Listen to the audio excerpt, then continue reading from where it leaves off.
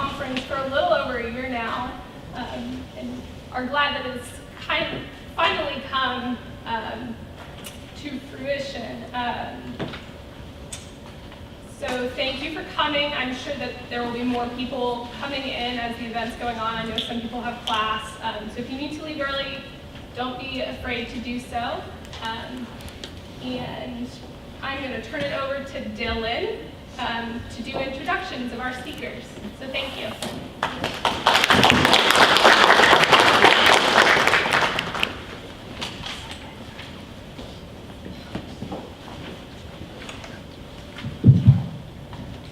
Hello, can you hear me now? I'm going to use a microphone because I have the voice of a mouse, so bear with me, please. Thank you everyone for coming out so much. We've been looking forward to this conference for so long. And thank you so much to the speakers, each of whom are just incredible people, and they're just wonderful in their fields, and we're so excited to have them here. So I guess we'll get started since Chelsea did an excellent job with the introduction. So the following is going to be the panel discussion. The intention is that, with the topic of a polarized party, of conflicts between polarized parties especially, is that, it's so single-minded, so single-focused. So even if you have extensive knowledge in one area or one side, you still have just knowledge of one side. You don't get the other person's perspective, the other person's view. And so the aim of today is to change that. So we have very knowledgeable speakers who are here to be brought together, to discuss together, and hopefully to inform and make some differences. So first up, we have Richard Boucher. Actually, I think, hold on, 1 second, guys, sorry.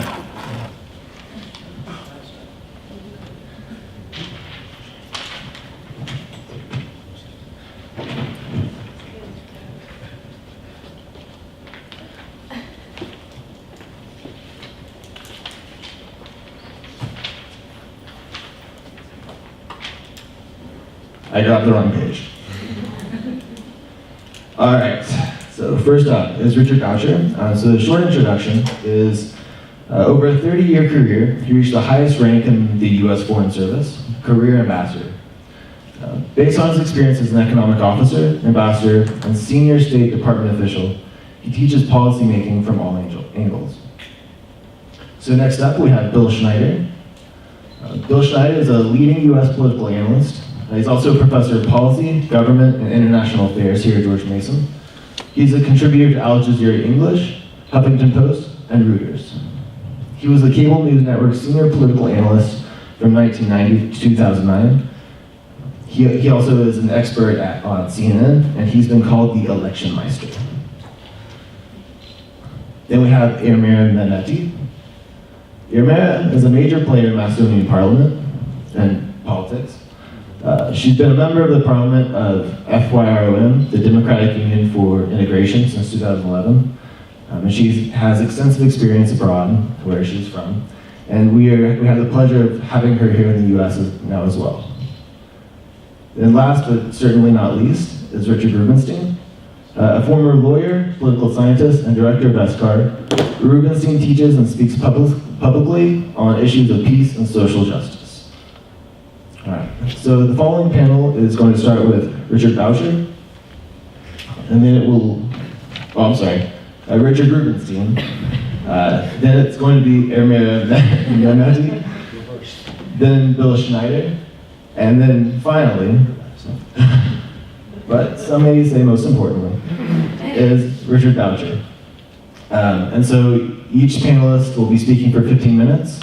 And then there's going to be a 5-minute open dialogue where the panelists can make points with each other. They can talk about the other's speech, the other's discussions, make points, even objections to their ideas, their history, things like that.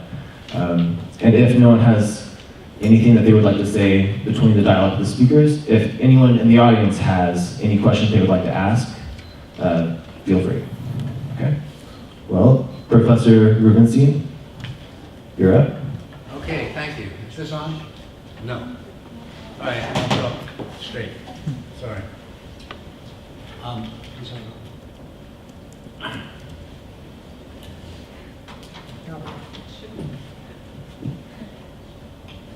Okay, well, the first thing I want to do is congratulate Agora for putting on this conference. It's the first one ever. They're a brand new organization. They've already made their mark in our school and in the university, and I'm happy to be associated with this effort. Even if they can't make the mics work.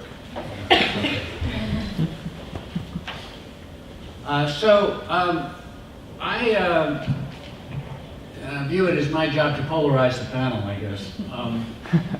And I want to start out by talking about this topic, polarization, a little bit, because they're so, well, it's one of these topics which sort of gets framed for you by people who are discussing it. And most people who just discuss it negatively, don't like polarization. I happen to like it. So I want to talk about good polarization and bad polarization, if you like.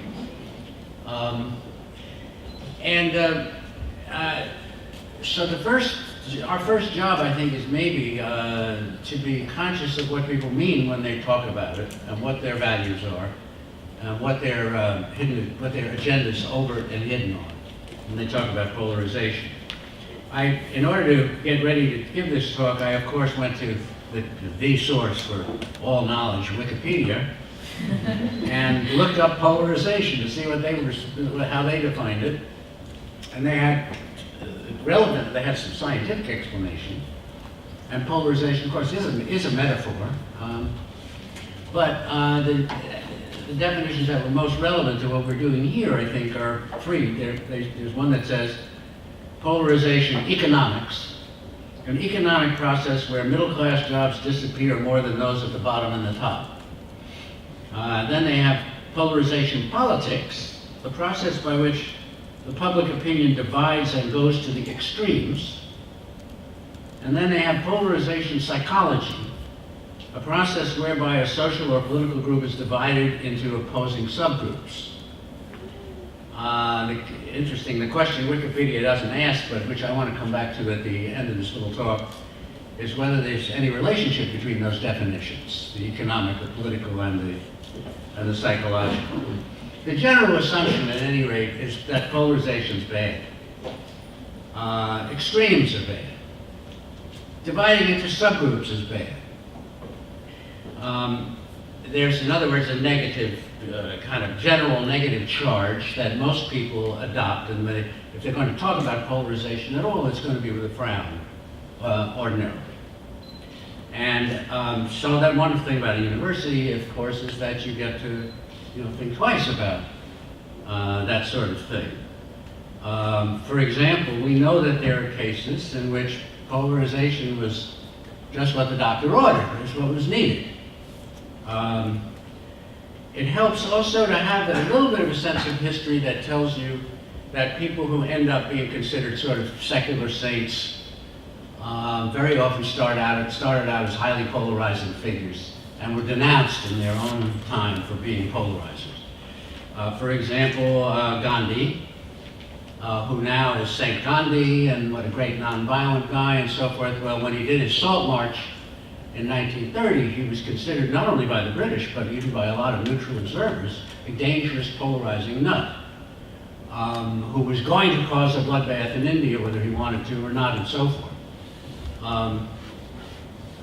Think of Martin Luther King, think of King and Selma.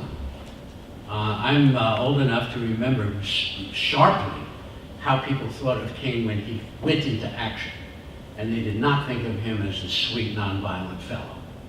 They thought of him as a major troublemaker and polarizer. And if you want to go back in history, we can talk about William Lloyd Garrison in the United States and the abolitionist movements who were polarizers with a capital P. And if we want to look at other countries, we can talk about all sorts of revolutionary leaders who are clearly polarizing figures. So that how you end up feeling about these polarizers has a lot to do with how you feel about what they represent. and whether the revolutions that they were involved with were worthwhile or not. The same people, in fact, who denounce polarization will worship Tom Paine and John Adams. Okay. So, what are the implications of this? Polarization is bad. Why? Because people think, and there's, in the case of some sorts of polarization, it's absolutely true, I think, that polarization can lead to a hardening of positions, a stopping of dialogue, irrationality, ultimately violence. So we sort of start out with this contrast that people often accept between softness, rationality, and peace being good, and hardening of positions, irrationality, and violence being bad. And you have therefore a couple of things happening, and I'm limited in time, so I'm not going to go into detail about this, but you have a political narrative in which the hero becomes the bargainer or deal maker. The chief person being worshipped for those qualities at the moment is probably Lyndon Johnson, who was a masterful deal maker in the Senate, and who's often contrasted with the hotheads in Senate and the House now, who are finding it so difficult to compromise and to bargain. Or if you want to, you can think about Abraham Lincoln in the movie Lincoln, who is presented also as the great compromiser and contrasted with the hotheads on both sides, like Thaddeus Stevens and the Southerners. This is part of I would say, a nostalgia trip in which we are being taught to feel sorry that we're now out of touch. We've lost the good old days when people were rational and sane and on the same page and could talk to each other and make deals. But I want to say that I think this is largely nonsense. It is in this sense. Until the civil rights movement polarized the country, Johnson wasn't the great compromiser.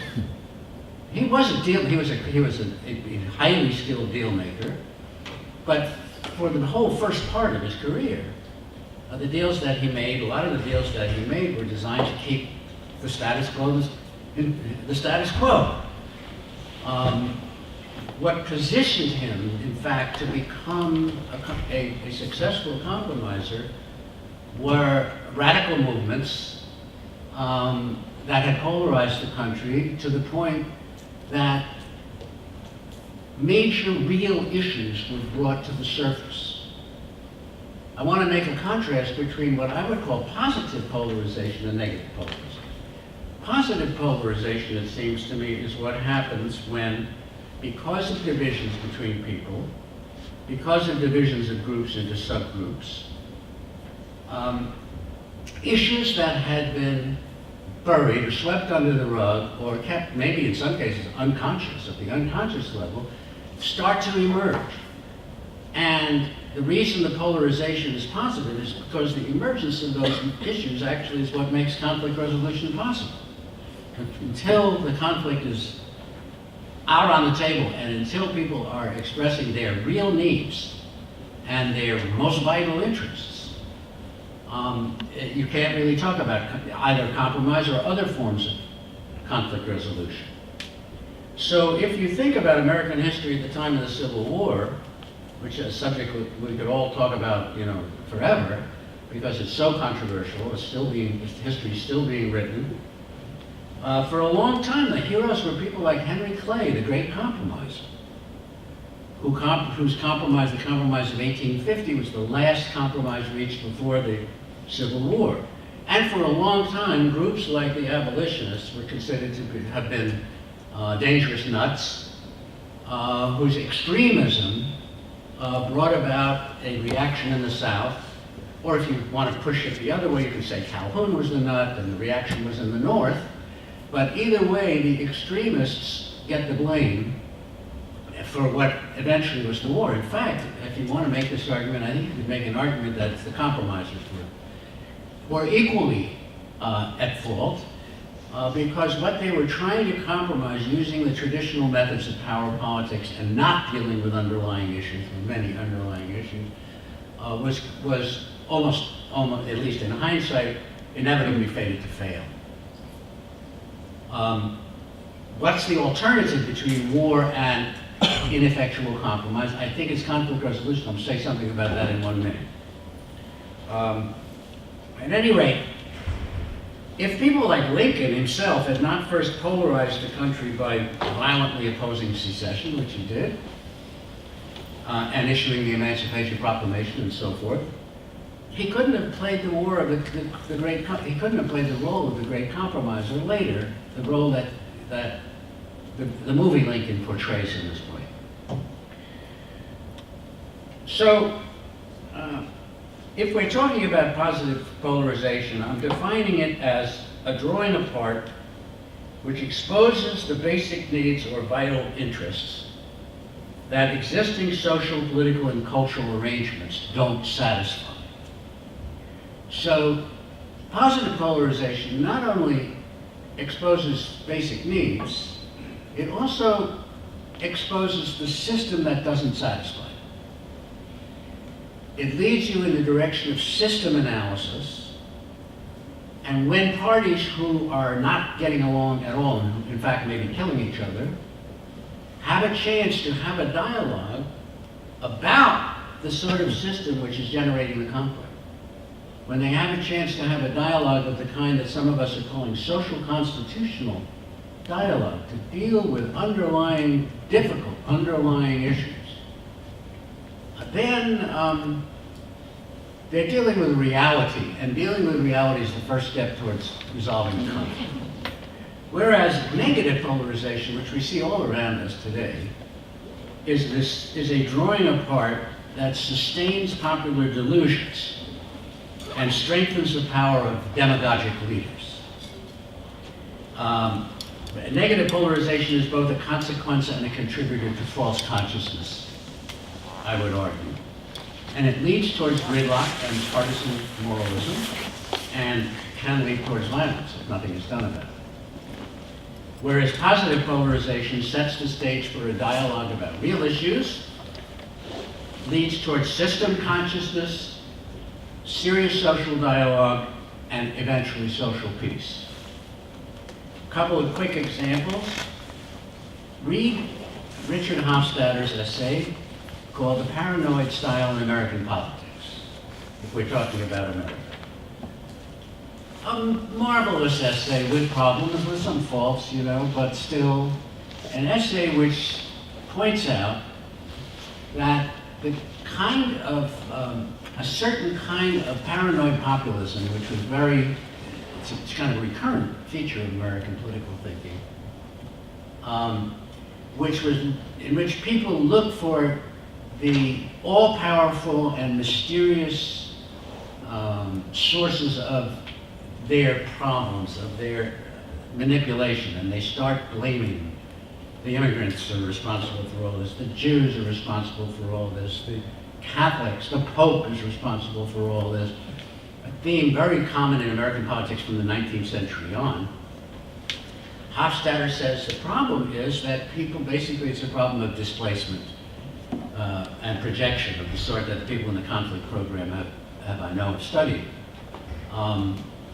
Especially this sort of thinking, he points out, is especially to be found among people who are members of a small property or unpropertied class, lower middle class people, for example, who find that the price of commodities are mysteriously fluctuating and they're being economically damaged as a result, or that jobs are being somehow or other lost, and all of a sudden there were lots of jobs and now there are not so many jobs anymore, or that strange fluctuations are happening with interest rates or other things that are affecting them directly, and they decide, out of a sense of frustration and powerlessness and also ignorance, that there's nothing they can do. They feel that there's nothing they can do about it, but at the same time, they look for some evil genius, some group that's responsible for these bad things that are happening to them, and then they pin the blame on the group. Hofstadter's problem, I think, in that article, by the way, was that he identifies a kind of populist, conservative populist paranoia, but he doesn't talk about liberal paranoia. Freud pointed out that there's a form of paranoia in which, instead of thinking that everybody's out to persecute you, you think that there's a mysterious power which is protecting you, which is going to make everything all right, an invisible hand, if you like, which is going to make everything fine. Hofstadter doesn't talk about that. At any rate, if we come up to the present and say, well, what's the modern equivalent of the paranoid style of the American process? I think you'd have to then start talking about what some people have called the culture wars in America, in which at least 4 different groupings are at war with each other, seriously differing with each other. The splitting apart has taken place, and we have the libertarian right, the establishment right, the liberal, kind of centrist liberal Democrats and the radical Democrats. Jason McGregor Burns years ago talked about a 4-party system in America, and we've still got it, I think. So the question you want to ask is, the question I want to ask is, what can be done that might raise a little hope, or might raise the promise at least, that we could put a halt to the increase in partisanship, gridlock, and a development which locally actually does lead to violence, even if it hasn't led to violence nationally yet, especially where the races are involved, it can lead to violence. My only answer at this point, I'm out of time, so I tell you, I think the answer is social constitutional dialogue. The answer is a kind of dialogue between members of these groupings in which the question, what's really bothering you, gets asked and answered. Yes, I know you think it's their fault. Yes, I know you think morality is collapsing. Or yes, I know you think the government can do no wrong. It's benevolent. Trust me, the government's fine. Where people on all sides, it seems to me, are in the grip of falsely defined issues which are preventing them from discovering real issues. The real issues occasionally get discovered anyway. For example, recently, the far right and far left groups, the 2 of the 4 groups that I mentioned, have been coming together on a couple of issues, one of them being the prison problem in the United States, the problem of mass incarceration. But that's just the beginning of the discussion, because the discussion then has to go on to say, how come there are so many people in prison? It isn't just that we don't care whether we put them in or not. It isn't just that the sentencing guidelines are too strict.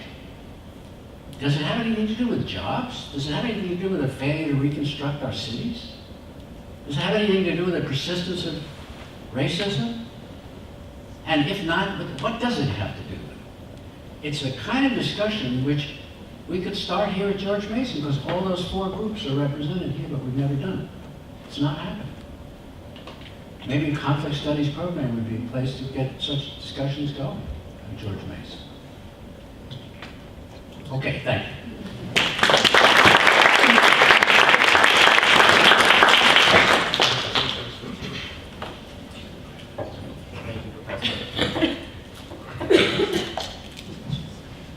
Thank you, Professor.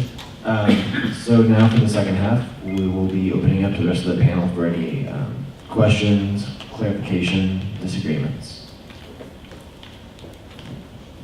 Thank you for going first, by the way. That's taking a dive off the deep end. Does the audience have any questions that they'd like to ask with his expertise with conflict resolution, social justice, things like that? Yes. So you describe positive polarization and negative polarization. Are those methods, or is that the state? So would you describe the state of the U.S. being in a negative polarization state? Or would you describe it as being polarized and the way we can harness it in a positive way or a negative way? Well, that's a hard question. I think both, really. I mean, I think it may seem illogical.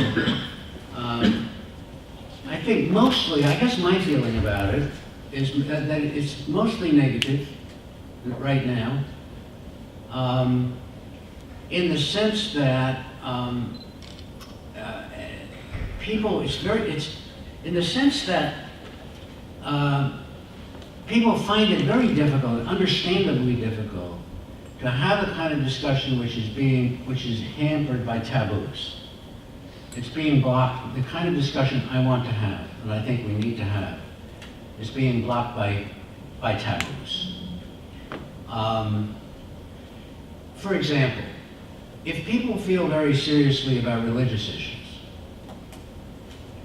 some people feel more seriously than others. Of course, some people who consider themselves secular are actually acting as if their secularism is religion too. But at any rate, it's hard to have a discussion about what's really going on here. How do you really, what's really bothering you? What's going on here? Because it's politically incorrect to talk about religion in ways that seem intolerant, or that seem that might offend somebody. And that whole purpose, I think part of what conflict resolution is all about, is creating forums in which the taboos based on fears of offense and political correctness and so on vanish. In which people feel it's safe to talk about things that, even though people, you talk about them online or something, you talk about them in public, you talk about them without the proper preparation, then they might just be plain offensive. I'm really interested, for example, in why people, one of the arguments, against gun control is that people need the guns to defend themselves. Insofar as they're thinking about defending their property against people who might try to rob them, I get that. I mean, I understand where they're coming from, even though it may not be a rational fear, but sometimes it is. But when they start talking about needing the guns to defend themselves against the government, then I start to wonder, I want to hear more about that. I want to hear, why do you think the government might attack you physically? I know governments can do this, right? And I know the U.S. is no exception. It's happened before. But I want to know why the people who are expressing such strong and I think sincere fears that might happen here feel that way. Because then I think that opens the door to a question about, well, not you're crazy and let's explain away this feeling on your part, but rather what is this feeling on your part linked to? What other fears are kind of being linked to this fear and encapsulated by it? Because I think when you start to have that kind of discussion, it opens the door to the fact that people do have unsatisfied needs and interests that aren't being recognized, and that they themselves may not want to recognize, and therefore they may symbolize their fears in certain ways that are really not helpful to anybody, including them. So that if you're talking about a process, you could talk about 4 steps. You could talk about the need to identify the systems that are failing people and which are driving this kind of false analysis, this negative polarization, what I'm calling. Then you imagine how could the system be changed? What are the options for changing it? And then how can we evaluate those options in terms of which make sense and which don't, which we can all live with and which we can't? And then finally, how do we implement the changes that we agreed on? I mean, that sort of conflict resolution or conflict transformation process is available to be used for, it seems to me, for issues like this, but it hasn't been done. I mean, Search for Common Ground is a wonderful organization, ran some seminars for Congress people a few years ago, in which they got the Congress people together, but they asked them things like, why can't you be more reasonable? Not what's underlying this, what's driving this that we're only dimly conscious of. Thank you so much. Unfortunately, I think we're out of time for Rubenstein, but if you have any questions, there's going to be the breakout group session afterwards. So for the next speaker, we have Agora. Thank you. Thank you, Professor Rubenstein. That was a pretty inspiring first talk or first speech. At the beginning, I would like to thank Agora, thank George Mason University for giving me this opportunity to be part of this highly esteemed panel. It's an honor for me.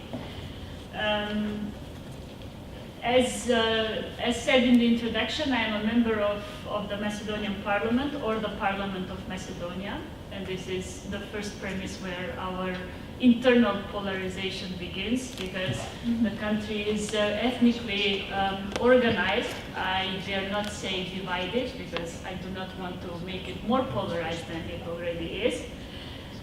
So it is organized along ethnic lines into an ethnic Macedonian and an ethnic Albanian part. So the ethnic Macedonians who want to call themselves the single titular nation of the state pretend that the institutions are Macedonian, while the ethnic Albanians and the others in the country pretend or claim rather that the institutions belong to Macedonia as a state, as a territory, as a general denomination that includes everybody and not a denomination for only one or a single exclusive ethnic group. For those of you who have absolutely no idea where and what Macedonia stands for, I will try and make a very short, very brief introduction.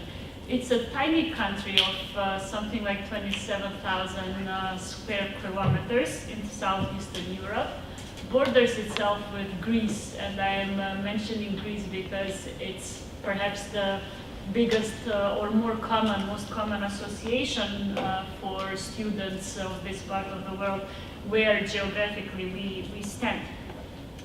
Other than that, Macedonia is famous in the world for having contributed to the world scholarly or scientific thought with one Nobel winner in science and another Nobel Peace Prize winner. This is the great Mother Teresa, who happens to come from the same city that I come from, which is the capital, Skopje.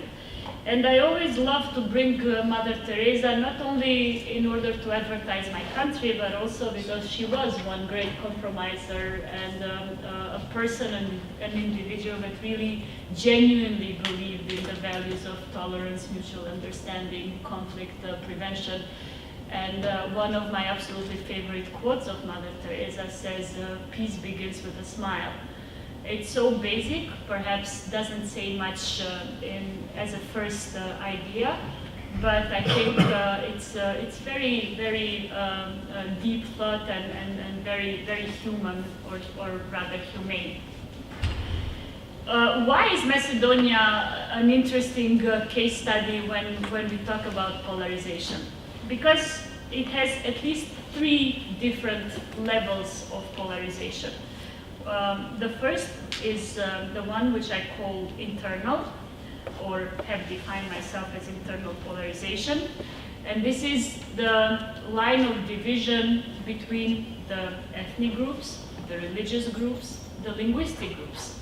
Unlike the United States, where racial divide has been the point of contention, at least in the last 50 years or so, even longer than that, of course.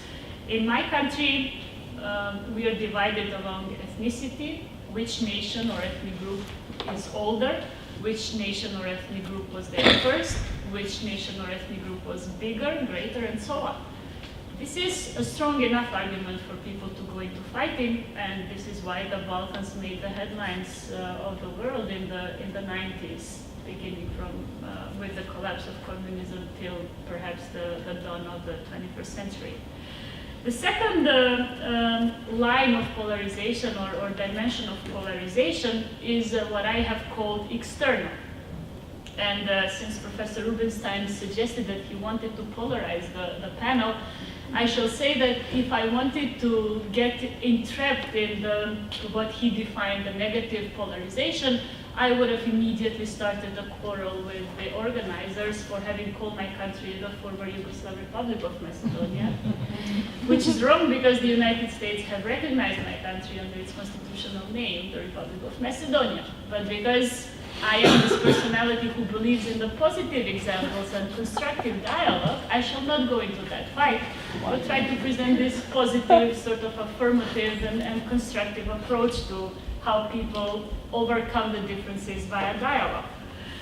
And the third line of polarization is, again, internal, but it is much more political, in the sense that political groups in the country fight over ideology.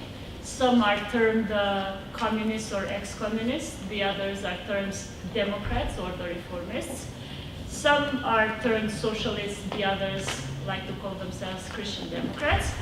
And the absolutely most controversial line of polarization that has become an issue in the last, I'd say, 5 years, is a line of distinction between ancient Macedonians, those who claim sort of legacy and belonging to Alexander the Great, and the Slav Macedonians, or the ethnic group that was, let's say, or created much later in history. Why am I a politician, and why do I believe in the so-called positive polarization? Because I come from a family that has a very sensitive, let's say, political history. I am an ethnic Albanian from Macedonia, so I represent a marginalized community. My grandfather and my father were both political prisoners in the times of communist Yugoslavia. So they were the dissidents who opposed the communist regime, and what was more tragic, they were among the first intellectuals at the times when my community was discriminated against, excluded, and left on the margins of the society. So my father became one of the first lawyers in my ethnic group in the country to have graduated in a university in former Yugoslavia. So these were strong enough arguments for my family to be prosecuted against and to always have issues with the system. But here I am, an individual, a woman, representing a community which is still considered to be rather patriarchal, rather conservative, pretty backward in several aspects, but I'm trying to build a positive and a modern model of an Albanian woman that is trying to represent her own community, and not only the community, in as positive light as possible. The second reason has to do with what I've been doing so far.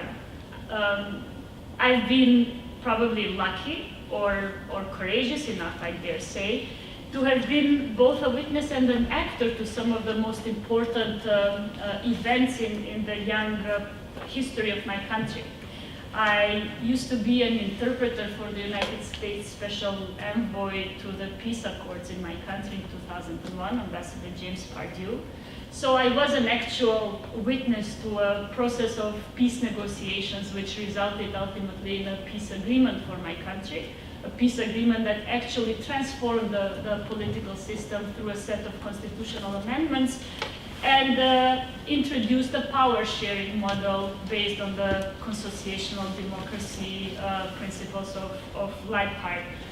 An inclusiveness model trying to accommodate the needs and the demands, primarily political, but also cultural, social, economic, and so on, of the ethnic Albanians and the other marginalized communities. So my first experience in the process has to do with the peace-building negotiations. And the second part of my experience has to do with the peace accord implementation. So I've been a political personality, if I may say so, for at least 12 years now, having been involved in some of the most difficult and most sensitive political processes in the country, whose aim was to start building these inclusive institutions through a process of implementing a peace accord. So I'll just try to briefly outline some issues that come out as my own experiences, but not only experiences. I guess they could also be termed as general principles when we talk about what I have called peace building through political dialogue. I think the major challenge in the process is how does one manage to transform polarization into cooperation? And this is certainly not an easy undertaking. It's very challenging. It requires oftentimes creativity, not only political will, which I think we all agree is basic and it's absolutely essential for a process to actually give some perspectives or chances of success. I begin by putting as a very basic premise or assumption the consent of the parties to actually restore peace. That means end the fighting. And I have seen this myself.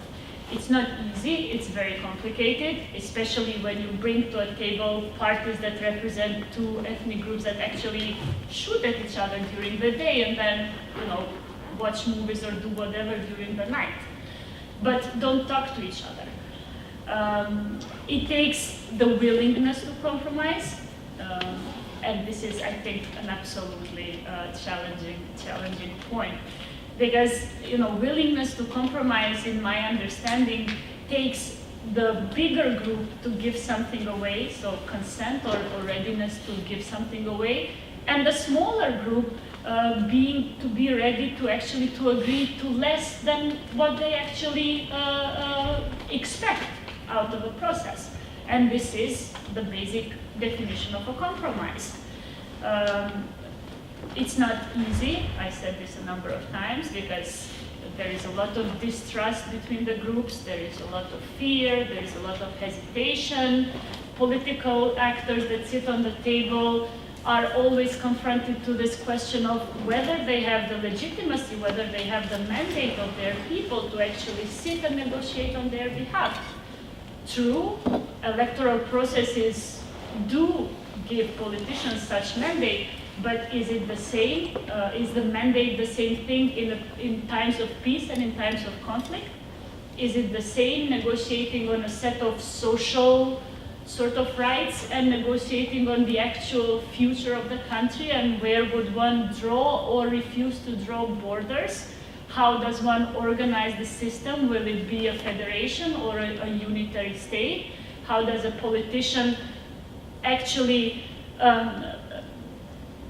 compromise with the insurgency that is on the ground on a set of rights, and how does that politician bring those rights or demands on the table with the other party?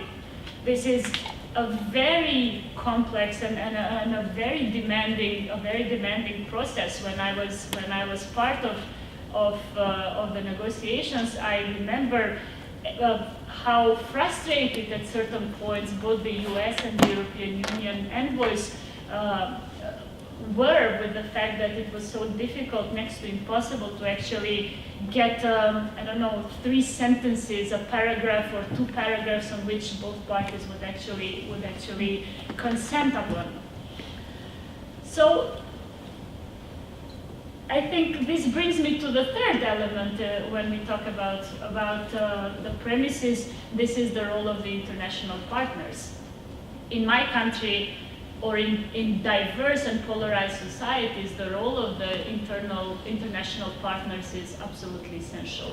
It is that sort of power that pushes forward the process and makes sure that every time the process gets stuck and parties don't talk to each other, they actually find the strength and they bring in some sort of master skills to get these people, like the kids when they don't talk to each other, and then they need to reconcile in a way and restart talking.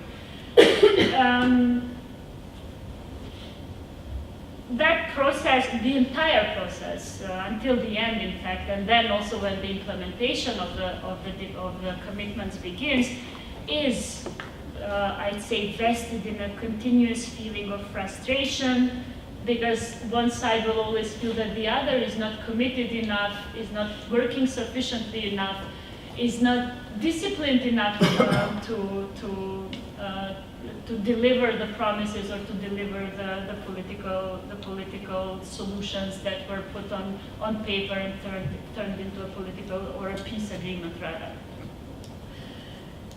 This is, I'd say, why dialogue is essential. I think it's the only way and the only guarantee to make such diverse societies move forward.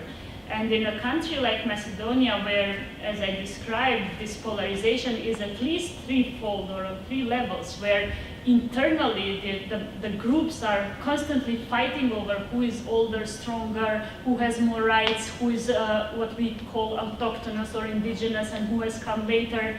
When the country is so polarized with its neighbors, Serbia refuses to recognize Macedonia's independence of the church or autocephality of church. Bulgaria refuses to recognize the language, the authenticity of Macedonian language, and Greece refuses to recognize the right to call the right of the country to call itself whatever it pleases or chooses to. And then internally again, some are communists, some are Democrats, some are ancient, some are Slav, some are socialists, and the others are Christian Democrats. I think the only way to see the country make any steps forward is through dialogue. Right now, as we speak, the country is in fact stuck. This sort of dialogue seems to be dysfunctional at any level, and I won't go into that because it's very current political debate in the country. I think dialogue in the sense of securing peace and stability and preventing conflict is an ongoing process. It has no starting date and ending date. Most of these countries that came out of a conflict lived through peace agreements or a set of principles on which parties agree in order to secure peace and stability. But in my experience, I think it's very difficult to actually give deadlines. Formally or legally, there are deadlines put in the agreements, but I think peace agreements are different from trade agreements. Peace agreements are different from, social security or pension agreements between two countries. Peace agreements are about something that is much more deeper and much more, I'd say, genuine, and involves the actual personality, not only the relations, the soul relations, bilateral between states. And in order for such a dialogue to be lively and ongoing, I think the most important element, or one of the most important elements, is confidence. And there I have defined several levels of confidence. I say interhuman or personality. Our government is multi-ethnic or diverse, so there is a Macedonian, an Albanian, a Turkish, a Roma minister. In order for those people to function and work together in the implementation of whatever political process or project, it takes basic level of confidence between them as human, as people who have to share the same cabinet, to sit in the same meeting, to share and believe in a joint government program, in a budget that they have voted on together, adopted together. The other level of confidence is political. The different political parties that share a government coalition have to agree on a set of basic principles on which they build the coalition. There are conceptual differences because not always these governments are ideologically clear or belong to one or the other sort of ideological cleavage. But it's a mix, and it depends on the will of the voters, how they decide, how they express themselves in elections. It's ethnic, very important in my country. We always talk about the ethnic differences. And basically, confidence in the model that you're implementing. If not all the parties believe in our peace agreement, which is called the Ohrid Agreement, I think the perspectives of it are very pale and very weak to succeed. And to conclude, I shall only say that dialogue is possible. It depends on our commitment. It depends on our trust, our genuine interest and involvement to actually make things better. And if, in fact, this whole thing is based on only one sort of big ideal or belief, and this is the belief or the ultimate value of a better future. Thank you.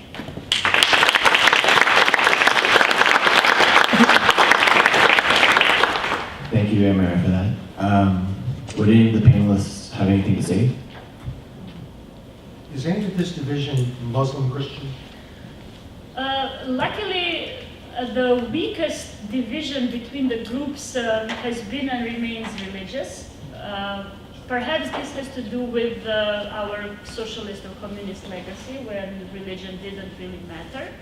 But I think also a large part of it has to do with the fact that in the Albanian history and tradition as a nation, religious diversity has always been part of our identity.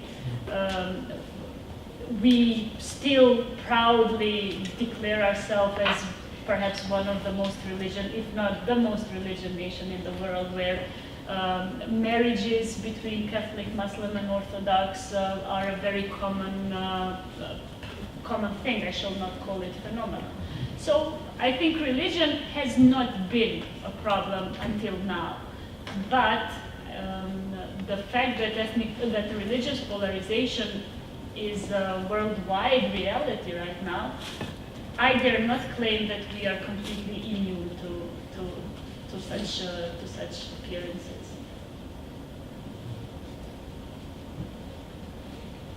Any other comments? Having been, with the U.S. having been part of the negotiation for the deal, does the U.S. then take on a responsibility to make the parties respected, or is it supposed to be sort of the parties themselves who keep the deal? Yeah, that's a very good question, and I think that question or that dilemma explains a lot of questions why our political process right now is very slow in terms of dynamics and implementation. The US, the EU, and NATO are the prime guarantors of the peace agreement. And in the immediate years after the conflict, their involvement and commitment was much bigger and much more dynamic. Myself, I've been to endless meetings, dinners, and lunches organized by the US ambassador, in which he would bring both political groups, political parties of the conflicted sides, trying to talk over the differences and try to implement it. So, as I said, the involvement of the international community in guaranteeing that the peace process is functioning is one of the key elements. The less such involvement is present, the more reluctant, I'd say, parties become to its actual implementation. Thank you. Unfortunately, we have to hold questions until the breakout groups. We're running a little bit over on time. But next up, we have Bill Schneider. Thank you. I was in the media for a long time, and I remember in January 2011, Richard may remember this, the then president of China, Hu Jintao, visited Washington. And when he came here, I was covering it, and the thought occurred to me, which I never had an unbroadcast thought. I said, China, back in the 1960s, had the great proletarian cultural revolution. It was one of the most tragic conflicts, one of the most tragic government actions in the history of the world. Probably hundreds of thousands of people lost their lives, their livelihoods, they were displaced. China got over it. In the 1960s, the United States had the Great American Cultural Revolution. 58,000 Americans were killed in Vietnam. China got over its trauma. The United States actually still has not. I think Bill Clinton put it succinctly in 2004, actually it was 2002, when he said, quote, if you look back on the 1960s and you think they did more good than harm, you're a Democrat. If you look back on the 1960s and you think they did more harm than good, you're a Republican. That's it. That's the split between two figures who came of age in the 1960s. Bill Clinton, who clearly believed the 60s did more good than harm. He grew up in the civil rights era. And George W. Bush, who clearly thinks the 60s did more harm than good. Two presidents, same generation, different cultures, different sides of that great divide. That's the core of the red-blue division in this country. And it's become institutionalized. Politicians are discovering that they can raise a lot of money by stirring up anger and passion. We have an environment of new media now in the United States, cable television, the internet, talk radio, bloggers, that thrive on this harsh confrontation. And even more interestingly, I think, there's evidence that America is becoming more politically segregated. Segregated by people's politics. People live among others who share their lifestyle and their political values. There's a very good book I would recommend to you about that, written about 10 years ago by a journalist named Bill Bishop, which it's called The Big Sort, S-O-R-T, which has to do with the growing political segregation of Americans. I remember after the 2000 election, I spent about a week doing a report on one of the reddest places in America, which was the suburb of Atlanta, Kennesaw, Georgia, where by law every household has to maintain a gun in proper working order. And one of the bluest places in America, right here, Bethesda, Maryland, which has the best educated population of any city in the country. They were both prosperous suburbs, but their politics were polar opposites. I finally discovered the reason why they were so completely different. In Kennesaw, Georgia, people moved there because of religion. They have major churches, their lives center around what church they belong to, and their religious values are the center of their lives. In Bethesda, people go there, people move to Bethesda because they want their children to get a good education. Bethesda has wonderful schools. As I put it, in Kennesaw, parents want their children to go to heaven. In Bethesda, parents want their children to go to Yale. We now have the last 4 presidents of the United States who have gotten elected, all of them have gotten elected on a pledge to end the bitter division in American politics. I once had a student in one of my classes ask me, is this the most divided we've ever been in the United States? And I had to say, you know, young man, we did once have a civil war. 750,000 Americans, Americans almost all, were killed in that, died in that civil war, not all in action. That was a huge, huge tragedy. But this is probably the most divided we've been since the Civil War. Then it was North versus South, now it's liberal versus conservative. We've had 4 presidents in a row who got elected to heal that division. That was part of their theme. The first President Bush offered a kinder, gentler politics. He lasted 1 term. Bill Clinton called himself a New Democrat and said he stood for the third way, neither left nor right. He got impeached, even though almost all the policies he supported were supported by Republicans. Free trade agreement, NAFTA, balanced budget, welfare reform, deregulation of Wall Street. Those were all things Republicans liked. They didn't have any objection to his policy. They objected to his values because he was a child of the 60s. The second President Bush, when he first declared himself a candidate for president in Austin, Texas in 1999, I was there, he said he intended to be, quote, a uniter, not a divider. Bush took a divided country and he divided it even more, particularly once the Iraq War started. Barack Obama created a sensation when he gave his first nationally televised address in 2004 at the Democratic Convention that nominated John Kerry. And he said, quote, there's not a liberal America and a conservative America. There's the United States of America. He got a Tea Party revolt. Which leads me to conclude the problem isn't Bush, the problem isn't Obama. The problem is the problem. It's a real problem, and it's a problem of growing division, not just of interests. We've had conflicts of interest throughout American history. Labor versus business was the defining conflict of the 1930s. But those conflicts of interest can be negotiated. Conflicts of value are much more difficult to negotiate. And that's what we have right now that really divides American politics. We have a new coalition that's emerged with President Obama. It really started way back in 1972, the McGovern coalition, which did terribly in the election of 1972, spent 40 long years in the wilderness and finally came to power with President Obama. In the new America, one of the things we just discovered just this month is it is no longer acceptable to stigmatize gay people.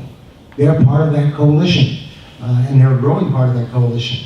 Or African Americans, or Latinos, or Asian Americans, or Jews, or Muslims, or working women, or single mothers, or a group that I like to call the unchurched, the nearly 1 in 5 Americans who have no religious affiliation. You ask them, are you Protestant, Catholic, Jewish, Muslim, Mormon, or something else? They say, I'm not any of those things. That's a growing, slowly growing constituency. It's now close to 20% of Americans. All of the groups that I just mentioned, along with 2 others, millennial youth and educated professionals, people with postgraduate degrees, the people of Bethesda, they comprise the New America Coalition that came to power with President Obama. All of them, except African Americans and Jews, represent growing shares of the US population. What holds that coalition together is a belief in diversity and inclusion. The Democratic Party, which used to be deeply divided over social and cultural issues, particularly civil rights, is amazingly united today. And it's Republicans who are facing internal dissent and who are being thrown on the defensive by issues like gay rights and women's rights, civil rights, immigration, and even climate change. Republicans represent the old America. The old America may be losing influence, but it's not giving up without a fight. The issue it's rallying around is, of all things, religion. That's why I asked about religious division in other countries. Today, the single best poll question you can ask to find out how an American is likely to vote, except for are you a Republican or a Democrat, which will give you a pretty good clue. If you don't want to ask about that directly, the single best question you can ask is not what your income is or what your education or profession is. It's this question: how often do you go to church? That's not religion, that's religiosity. Regular churchgoers vote increasingly Republican, and non-churchgoers vote increasingly Democratic. I'll tell you a story about that. Many years ago, back in the early 90s, I had a wonderful title. I was the Speaker Thomas P. O'Neill Jr. Distinguished Visiting Professor of American Politics at Boston College, which is a great Jesuit institution. One of the privileges I had in that position was that I was invited to tea with the Cardinal. I'd never had tea with the Cardinal before. I didn't know what to expect. I was ushered into his presence, his very grand home in Brighton, Massachusetts. It has been sold since to pay for their legal expenses, but this was 1992. I can tell you that tea with the Cardinal in Boston, well, they have tea, but there are many things there that are stronger than tea. This is Boston, after all. And I sat down with the Cardinal, and he asked me a question that I was prepared to answer. He said, "You are the Speaker Thomas P. O'Neill Jr., Distinguished Visiting Professor of American Politics." This was 1992. The Cardinal said, "Is there anything I should know that's happening in American politics?" And I said, "Well, Your Eminence, there is. For the last dozen years, since Ronald Reagan took office in 1981, there's been a growing division in America. It's a division by religiosity, by religious observance. What we're finding is that religious Americans of all faiths and backgrounds are becoming more Republican. That includes fundamentalist Protestants, it includes observant Catholics, it includes Orthodox Jews. And irreligious Americans are becoming more Democratic."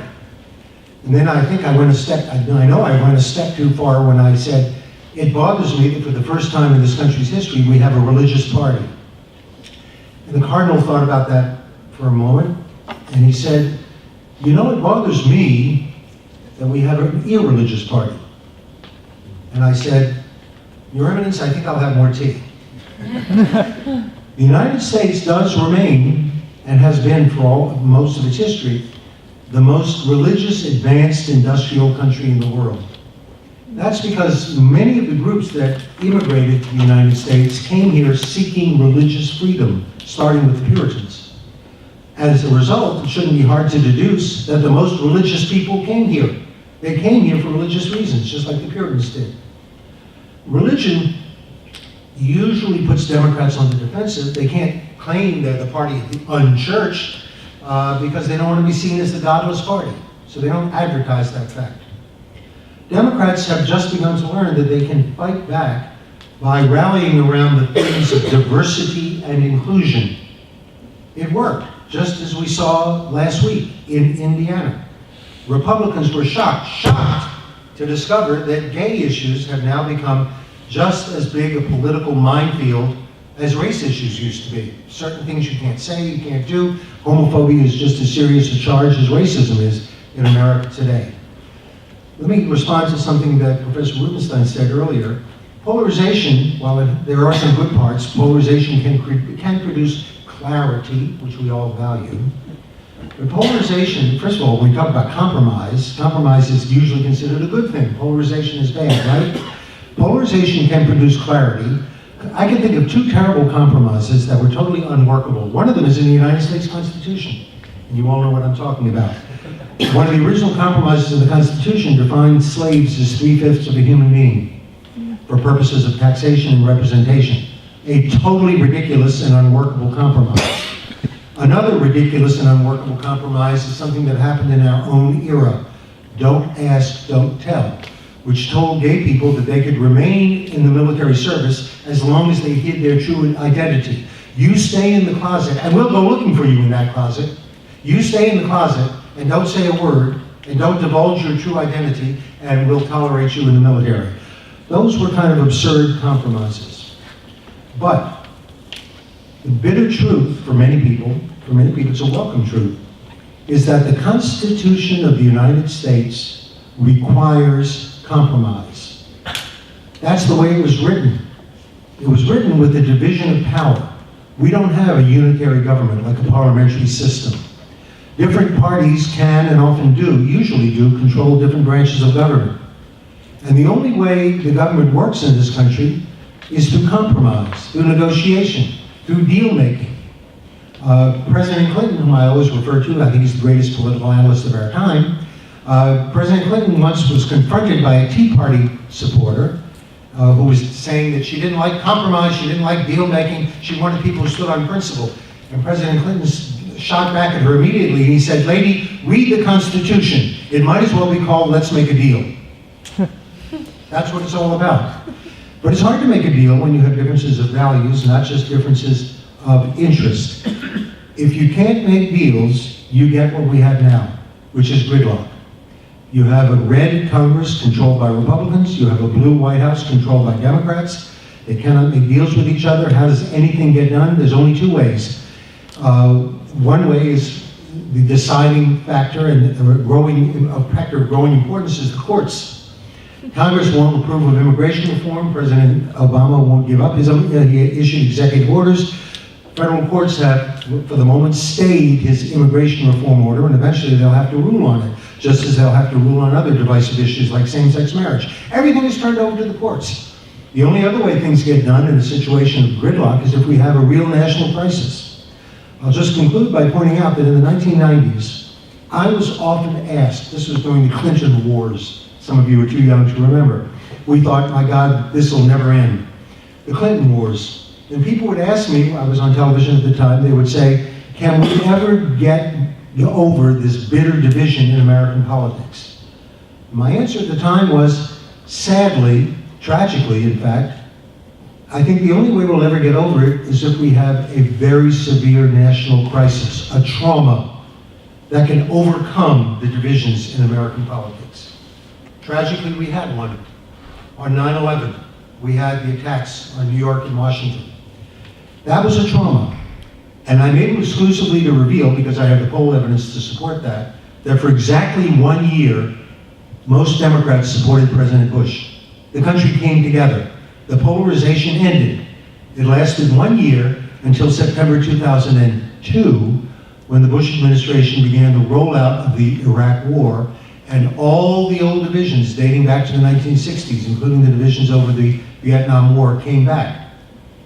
After that, I was asked the same question: what can we do to get over this division? I said, maybe it will take the emergence of a great, charismatic national hero, a Dwight Eisenhower, an Abraham Lincoln, a Franklin Roosevelt, a great leader who can overcome these divisions. That's what Obama was supposed to do. That's why people had so much hope and expectation for him as a president. He's biracial. He professed when he ran for office that he would open his hand to the Republicans. He said he would make deals with them, and tragically that has not happened. The only conclusion I'm left with, and it's an unfortunate one for people my age, is that we may have to go through the same thing that we went through after the real Civil War of the 1860s. It took the passing of a generation. The Civil War of the 1860s, which I think was indicated earlier, Professor Rubenstein indicated, we've never really entirely gotten over.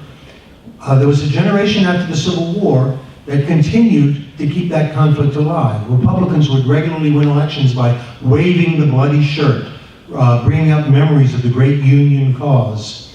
Eventually that generation passed. We had new conflicts that emerged, first in the Progressive era, later in the 20s, in the New Deal, which displaced those older conflicts. It took the passing of a generation. It may, sadly, take the passing of my generation, the Bill Clinton, George W. Bush generation, the generation that carries those conflicts of the 1960s with them throughout their political lives and through the history of this country. Thank you.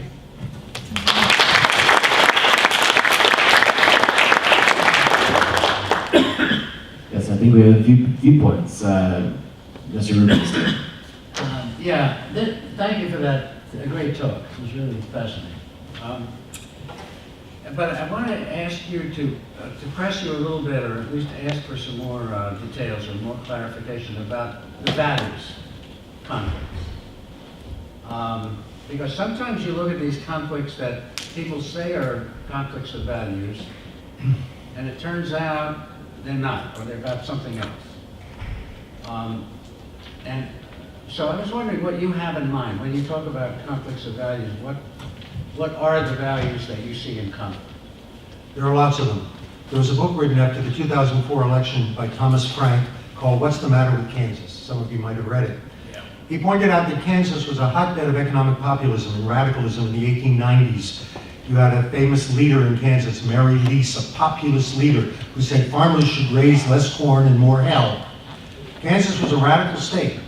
Today it's among the 4 or 5 most Republican states in the Union. Why? Its economic interests haven't changed.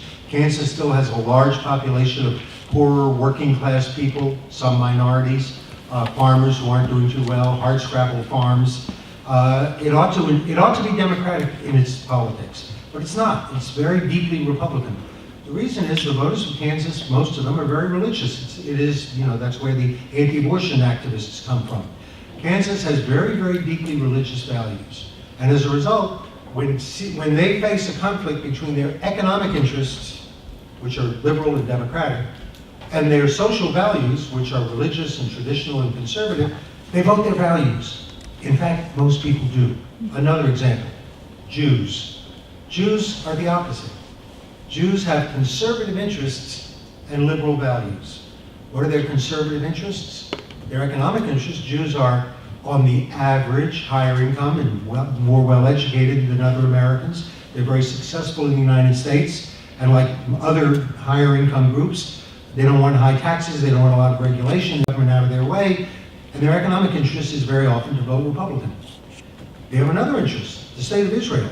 The leadership of the state of Israel has made it clear, what has been clear for a long time, that Republicans are better for Israel than Democrats. Republicans are more hawkish, and they're more likely to take security concerns of Israel seriously. And Republicans and Israel have now made what one might call an unholy alliance on the security of Israel. Jews support Israel. Wouldn't that lead them to vote Republican? That's one of their key interests. the state of Israel. But 2/3 of Jews continue to vote Democratic. Why? Because they have liberal values. They have liberal values. I don't want to go through all of Jewish history, but they've inherited liberal values. They also, many of them have postgraduate degrees, and people with postgraduate degrees in this country, whatever background, tend to have liberal values. And as a result, in a conflict between values and interests, they vote their values, just like the voters of Kansas vote their conservative values, not their liberal interests. When people have to choose between their interests and their values, typically they will vote their values. Thank you. Mr. Boucher? I wanted to ask you where the deal comes from, because it seems to me, Lyndon Johnson made deals, Ronald Reagan made deals. The polarization is sometimes overcome because people make deals, and it used to be that 8 guys would go in the back room on the Hill, and they were all those guys, and they would cut the deal, and then the majority leaders and the minority leader and the whips would start saying, okay, you got to vote for it, you don't have to vote for this one, you got a hard primary coming up, you do, and they'd count their votes and they'd pass the legislation. Boehner tried that once with Obama, and then he couldn't deliver when he went back to his caucus. So what is it, maybe it's not the polarization, maybe it's the fracturing inside the parties that makes it harder to make the deal, but it seems like it's just harder to cut the deal. It is, and one of the key features, you mentioned Boehner's case, the Tea Party does not believe in deal making. They reject that model of politics. They insist that they want a politics of principle. You can see it in polls. Republicans and Democrats are different. They're asymmetrical. Democrats are still a coalition of groups that I described, which basically want something from government. Republicans are basically held together by a conservative ideology, and they believe that any effort to make a deal the way you've described it means selling out. Deal making always means a certain amount of selling out. That's what a compromise involves. It always means you've got to sell something out in order to get something else that you want. And for people who are deeply committed to principle, they're not going to sell out their principles. They objected to Charlie Crist because he embraced Obama when he came to Florida, and that made him the Antichrist. What's happening in the Republican Party, much more than the Democratic Party, is you have a fundamentalist movement, political fundamentalist movement. Like fundamentalists in religion, fundamentalists in politics will hold up the Constitution the way religious fundamentalists hold up the Bible and claim that every single word of the Constitution is holy scripture. And anyone who doesn't believe in their principles and wants to try to compromise is cast out as a heretic. I give you Eric, what's his name? Eric in Virginia. Eric Cantor. Eric Cantor, the former majority leader. He was cast out as an unbeliever, a heretic. That kind of politics is just not amenable to compromise. You see a little bit of it on the Democratic and liberal side. It's that there are a lot of people who complain that Hillary Clinton is not principled enough, and they demand total fealty to principle. They say her husband made too many deals with Republicans on some of the issues I mentioned. So it is not at all symmetrical. But it's required by the Constitution. There are more and more people in the United States, in our politics, who believe that deal-making is morally wrong, it's bad, and they don't believe in compromise and negotiation, which is the only way our government works. Thank you. Any other comments? All right, Mr. Boucher, you're next. Okay, thank you very much, Dylan. Thanks all of you for coming and letting me participate in this panel. I find it kind of really interesting because my background is all foreign affairs, and like any American, I've got lots of opinions, but to actually sort of see the places where some of the things I think about and some of the things that happen in the United States fit together is really interesting to me. What I wanted to talk about a little bit is why does the United States find itself in the middle? And we're not always in the middle. We are sometimes the parties to the conflict. We are sometimes the parties to polarization. And we're negotiating with Iran right now, not trying to bring two parties together over the issues of Iran. But a lot of times we find ourselves in the middle. And again in my diplomatic career, this kept happening. None of you will remember the great excitement over the Perejil Island, island off the coast of Spain.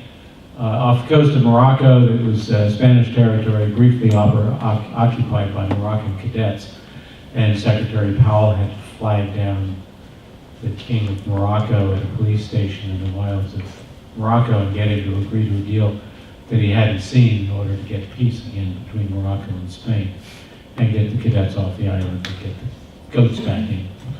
But when two parties found themselves in conflict, who are you going to call? And we became Ghostbusters. And we again and again, it kept happening. It happens, we went out, Secretary Powell went out once to negotiate, to work with the Japanese and the South Koreans over the nuclear menace, the nuclear threat from North Korea. And it was getting it was a pretty dangerous time. And all they wanted to talk to him about was a couple rocks, the Leoncourt rocks between Japan and Korea that disputed sovereignty, and that not only was that disputed, but there were disputes going back about 700 years over the kidnapping of a princess that they wanted to hear. And once again, the United States found itself in the middle of trying to say, calm down, don't argue about this, let's argue about, let's do something together to prevent the nuclear North Korea. You obviously see us always in the middle of the Israeli-Palestinian negotiations.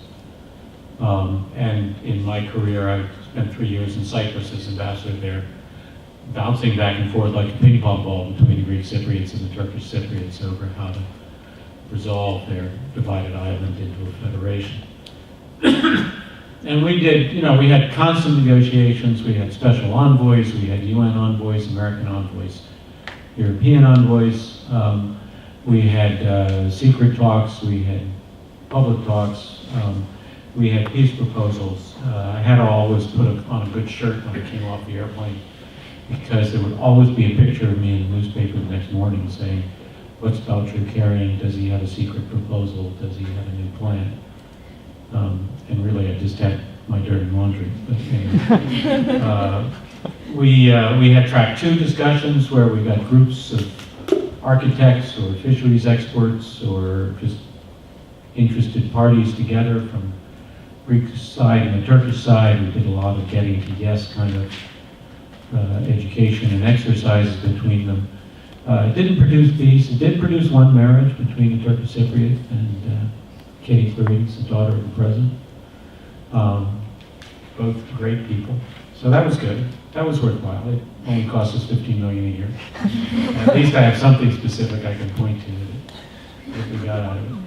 I had a terrific deputy in Cyprus, Carolyn Hutchins, and I would come in and I would sit there thinking for 2 or 3 weeks, and I'd go into her office and I'd say, well, how about we do this? We have this land swap, and then we reflect it and we balance it out with voting in the parliament done on this plan.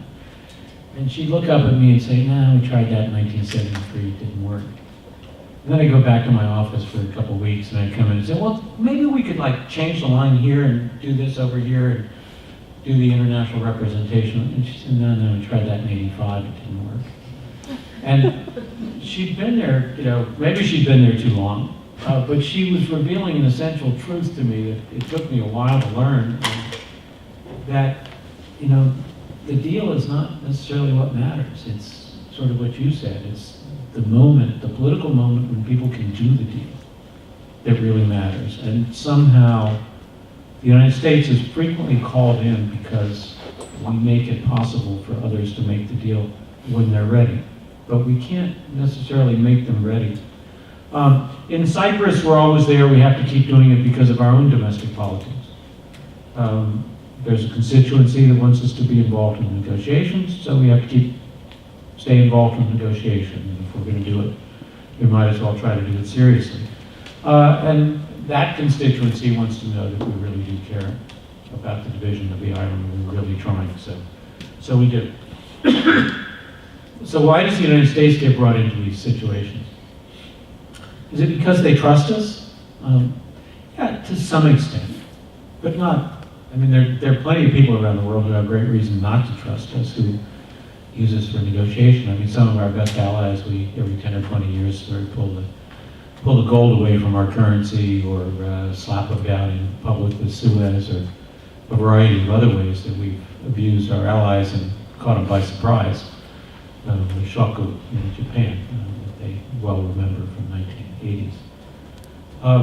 So yeah, there is a fair amount of trust, but not not necessarily an absolute confidence that the Americans won't change their mind after the next election or after the next economic crisis. It's certainly not because we're a neutral party. We're frequently not a neutral party, and certainly the positions we take on Israel that would make one think that, you know, if we're the only nation in the United States, in the United Nations, that's going to vote with Israel against, 190 others in the General Assembly.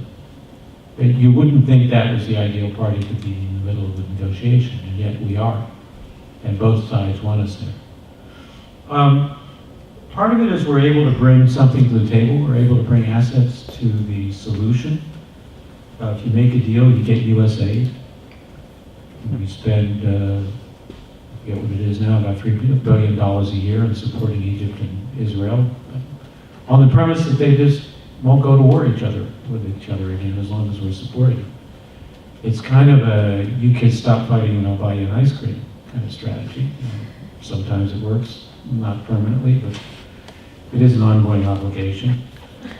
There's also the kind of cowardly mind strategy that people like to have a big brother to hold them back from getting into a fight they really know they shouldn't get into. So, let me at him, let me at him, but hold me back.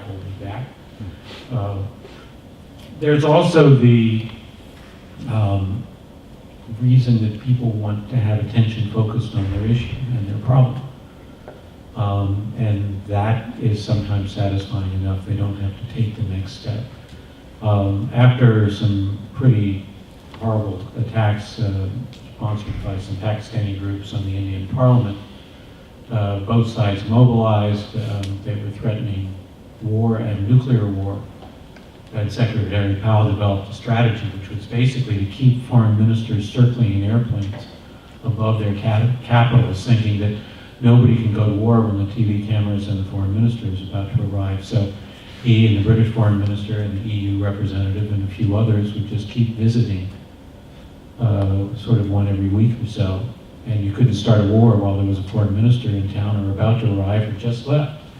And it kept them mobilized until they got exhausted enough to decide it was time to go back to normal. I think also it's fun to argue sometimes, and it's fun to have the Americans in the room when you want to argue. So not only get the attention, but it gives you a certain level of engagement. The parties, people hear your thoughts, they hear what you have to say, and just negotiators like to negotiate. So that's their job, and they do it. I'm not against that. Churchill said to jaw is better than to war. And I think that's still one of the basic principles. But in the end, some people want to make a deal. A lot of people want to argue. There are fewer who want to really negotiate. And there's some who actually want to cut the deal. And it's making that critical mass of people who want to cut the deal, making them politically able to do it, giving them the support, the attention, credibility, and even the political backing sometimes so that they can do it. That's the really hard part. Designing the deal is easy. I ended up in Cyprus putting the deal on the 3x5 card and carried it around with me. My deputy even approved of the 3x5 card. But she said, now you got to make it happen. And that's the really hard part. For a lot of people, the dispute is the defining factor in their identity. What do? I argue this point of view. I even had a friend, a guy I knew in Taiwan, who used to always talk about recovering the mainland and having the KMT go back and nationalist China reunited again. And I said, why do you talk about that? You know it's never going to happen. And he would say, well, it's our role in history to argue that point of view. And that was how they defined themselves, a certain group there. It was their role in history to define that point of view. In some ways, part of the transformation is you have to give people a new way to identify themselves. I think, Ismail, you referred to this, that you've got to give people a different vision than the argument, than their definition of themselves as people who defend a certain position. And maybe that takes the passing of a generation. Although I'm less excited about the idea of the passing of a generation, as I start to see my generation on the cusp of passing. But in some ways, yes, it does take people who can define themselves differently, who can look and say, well, we're going to be the model for others on how to solve acute problems. Or, we're going to build a new kind of society. We're going to build a new country, or redefine a nation that hasn't existed before, or take our old nation and make it modern in a new way. We used to think that you could often solve disputes in Europe and in the Balkans, and particularly by giving people a different vision of their future, giving them a vision of the future as Europeans, and not necessarily as Croats or Serbs or Macedonians or Albanians or whatever. It works sometimes, it doesn't work in other times. Frankly, it hasn't worked in Cyprus. Maybe the EU kind of blew it, but that sometimes works. So you can find if you find a larger identity, you can fit your personal identity within that. Some places we thought you could define their future as sort of economic success. We're going to be prosperous together. And the only way we can really be prosperous is by cutting the deal and becoming successful. Different places, different elements of this work, but there's no easy formula. But you've got to have people look beyond their current role as arguers and negotiators into some different future role that brings them together. And that is, projecting that political vision is often the hardest part. So, thank you.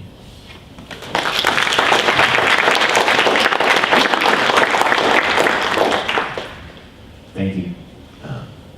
Does anyone have any comments for Mr. Boucher? All right. Well, thank you so much to all the speakers.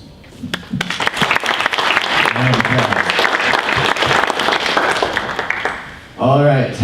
So that concludes the panel section of the conference. Coming up, we're having the breakout groups where each speaker will be at one of the four corners of the room. Feel free to go to whichever speaker you'd like for a more intimate discussion about the expertise that they have, as well as it's focused to be about the conflicts that you have as well, that you identify to learn more about polarization itself and what you can do. So it's focused on more of a group building, more intimate kind of a discussion. Before that, though, we will have about a 5-minute or so break for you guys. Please feel free to grab more food, get some water. Probably don't smoke, that's not good. But then come back and we'll be all set up and ready to go. Thank you so much.